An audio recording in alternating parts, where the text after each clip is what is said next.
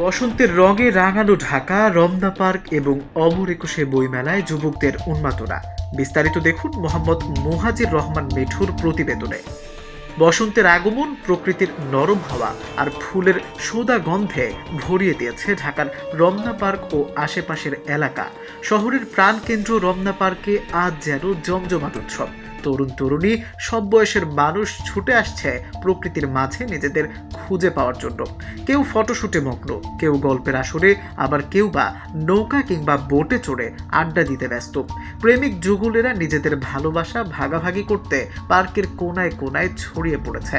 রমনা পার্কে এখন যেন এক অন্যরকম জগৎ, যেখানে সব বয়সী মানুষ প্রকৃতির সৌন্দর্যে হারিয়ে গেছে। এরই পাশাপাশি ঢাকা শহরের আরও একটি গুরুত্বপূর্ণ দৃশ্য হলো সোহরাওয়ার্দী উদ্যানের চলমান অমর একুশে বইমেলা। এখানেও তরুণ তরুণীদের ভিড় জমেছে। বইপ্রেমীরা, পাঠক এবং লেখকেরা নানা ধরনের বইয়ের পাতায় ডুব দিচ্ছেন। তাদের উচ্ছ্বাস, প্রাণবন্ত আলাপ আলোচনা নগরীর ব্যস্ততা ভুলিয়ে দিচ্ছে। বইমেলা যেন তরুণদের কাছে একটি আধ্যাত্মিক আনন্দের উৎসব হয়ে উঠেছে।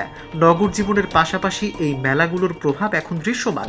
মেট্রো রেল এবং গণপরিবহনেও এই ভিড়ের প্রভাব পড়েছে। বিকেল থেকে সন্ধ্যা পর্যন্ত যাত্রীদের চরম ভোগান্তি হলেও শহরবাসী যেন এ সময়ের আনন্দকে স্বাগত জানিয়ে এই বিপুল জনস্রোত উপভোগ করছে। একদিকে শহরের রুটিন, অন্যদিকে বিনোদন আর সংস্কৃতির মেলবন্ধন। ঢাকাতে যেন এক নতুন জীবনের ধারা বইছে। বসন্তের এই মেলবন্ধন ঢাকা শহরের জীবনকে নতুন রঙে রাঙিয়ে দিয়েছে।